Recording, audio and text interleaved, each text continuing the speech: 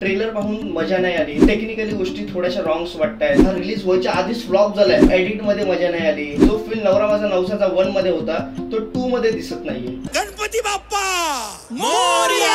नमस्कार मित्रांनो, मराठी बोली युट्यूब चॅनल मध्ये मी कुणाल शिंदे तुमचं स्वागत करतो। आज मी बोलणार आहे नवरा माझा नवसाचा 2 या चित्रपटाबद्दल। आपण सर्वांनी ट्रेलर पाहिला असेल, पोस्टर्स पाहिले असतील आणि त्याच्यानंतर युट्यूबवर जर आपण पाहिलं तर बऱ्याच जणांनी म्हणजे क्रिटिक्स, जे युट्यूबर क्रिटिक्स असतात ना, त्यांनी त्यांची प्रतिक्रिया दिलेली आहे। ट्रेलर पाहून मजा नाही आली, टेक्निकली गोष्टी थोड्याशा रॉंग्स वाटतायत, एडिट मध्ये मजा नाही आली, पंच आहे ते दिसून येत नाहीये, जो फिल्म नवरा माझा नवसाचा 1 मध्ये होता तो 2 मध्ये दिसत नाहीये। अशा प्रत्येक कंप्लेंट युट्यूबर्स कडून आपल्याला पाहायला मिळाल्या। तर मित्रांनो, मला तुम्हाला हेच सांगायचंय की हा चित्रपट पाहावा किती जुना आहे। कारण नवरा माझा नवसाचा 1 हा चित्रपट जेव्हा रिलीज झाला होता तेव्हा आपण खूप लहान होतो। म्हणजे मला असं वाटतं की झेनझी पिढीसाठी म्हणजे 2000 च्या नंतरचे जे आहेत त्यांच्यासाठी हा चित्रपट थोडासा वेगळा असेल आणि त्यांनी मला असं वाटतं नवरा माझा नवसाचा 1 पाहिला तर त्यांना समजेल की चित्रपट नक्की काय आहे। चित्रपटाचा पहिल्या भागाविषयी मी पहिल्यांदा बोलेल। एका बस मध्ये हा चित्रपट शूट केला होता आणि त्याच्यानंतर बस मध्ये काय गमती जमती होतात,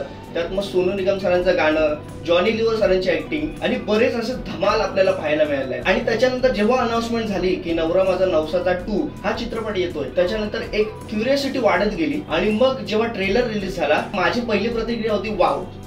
म्हणजे बऱ्याच जणांची प्रतिक्रिया अशी आहे की ट्रेलर मध्ये एवढी मजा नाही आली, पंचेस पकडून नाही ठेवलेत, अरे पण एवढे मोठे मोठे कलाकार आहेत, सिद्धार्थ जाधव, स्वप्नील जोशी, सचिन पिळगावकर सर, अशोक सराफ सर आणि भरपूर मोठे स्टारकास्ट असताना जर का तुम्ही असं बोलत असाल की हा चित्रपट तेवढा मजा नाही आणि हे नाही, तर मला असं वाटतं आपण आता तर युट्यूब चॅनल सुरू करून त्यांच्यावर कमेंट करण्यात का आपण मोठे नाही होत। मित्रांनो, हे जे सवंगडे आहेत ज्यांनी हा चित्रपट बनवलाय ते म्हणजे रमलेले आहेत आणि त्यांना पाहून आपण शिकतो किंवा घडतो असं मला असं वाटतं। आणि त्यांच्यावर आपण बोलतोय की ट्रेलर चांगला नाहीये, एडिट चांगलं नाहीये, पोस्टर डिझायनिंग चांगलं नाहीये आणि फिल्म देखील कदाचित चांगली नसेल। तर मला असं वाटतं ट्रेलर पाहून तुम्ही अंदाज लावू नका, कारण हा चित्रपट जो आहे तो टेक्निकली पाहण्याची गरज नाहीये आपल्याला। हा चित्रपटाची स्टोरी लाईन काय आहे हे महत्वाचं आहे। म्हणजे बस मध्ये पहिला पार्ट शूट झाला आणि त्याच्यानंतर आता ट्रेन मध्ये शूट होतोय, ट्रेन फेक वाटते वगैरे अशा प्रतिक्रिया जरा आल्या होत्या। मला असं वाटतं त्या प्रतिक्रियेकडे लक्ष न देता त्या चित्रपटामधली जी क्युरियोसिटी आहे, ज्यांनी हा चित्रपट त्याच्यामध्ये अभिनय केलेला आहे आणि त्यांना आपण पाहतो तेव्हा ती एक वेगळी मजा असते। आणि एडिट बद्दल मला सांगायचं की कारण प्रश्न असा आहे, मी स्वतः एडिटर आहे, तर त्याच्यामुळे मला एवढं माहिती की फिल्म पूर्ण जर का बस मध्ये शूट झाले असेल तर बस मधले शॉट्स कंटिन्यू जर का चालू असतील तर थोडंसं ते म्हणजे बोलतात ना वेगळं वाटते की अरे हे परत चालू आहे। तर ट्रेन मध्ये पूर्ण जर का फिल्म असेल आणि ट्रेनचेच कंटिन्यू शॉट्स असतील तर थोडंसं बघायला असं वाटतं एडिट लूज आहे। पण नाही मित्रांनो, कारण ती फिल्मची मजाच बोलतात ना तो ट्रेलर मध्ये पाहण्यात नाहीये। ती फिल्म जेव्हा तुम्ही पूर्ण पाहाल तेव्हाच तुम्हाला त्या फिल्मची मजा येईल। आणि नंतर जे आता जे बोलतात ट्रेलर चांगलं नाही किंवा ह्या सगळ्या गोष्टी बोलतात ते मी तुम्हाला 100% सांगतो, ही फिल्म पाहिल्यानंतर स्वतः व्हिडिओ बनवतील आणि बोलतील हा चित्रपट पहा। कारण यार आपण ज्यांना पाहून चित्रपट सृष्टीमध्ये आलोय आणि आपण ज्यांना पाहून सगळं करतोय त्यांनी केलेलं हे जे काम आहे ते बोलतात ना, आजकाल आपल्याला काहीतरी मोठं पाहिजे, युनिक पाहिजे, यूज पाहिजे, VFX पाहिजे, CGI पाहिजे आणि अशा गोष्टी असतील तर आपण बोलतो सॉलिड आहे। पण नाही मित्रांनो, मला असं वाटतं काहीतरी कलाकृती एक असते जी मला असं वाटतं की मोठे मोठे आर्टिस्ट आहेत तर त्यांना एक जुना पिक्चर असतो ना की आपण बोलतो की स्टोरी लाईन अच्छी आहे पर टेक्निकली कुछ चीजें अच्छी नाही आहे। असाच हा चित्रपट मला असं वाटतं। मला असं वाटतं टेक्निकली पण खूप चांगला आहे तो चित्रपट, जो आपल्या थिएटरमध्ये गेल्यावर कळेल।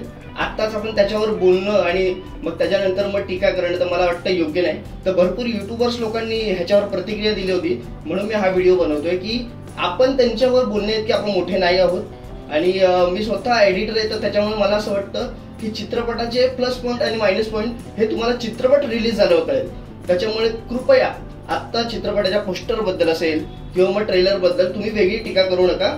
आणि एक बोलतात ना नवरा माझा नवसाचा 2 हा रिलीज व्हायच्या आधीच फ्लॉप झालाय असे जे काय ऍड करतात आणि तुमचं युट्यूब चॅनल चालावं म्हणून तुम्ही काही प्रतिक्रिया देतात, मला असं वाटतं ते तुम्ही बंद करावी।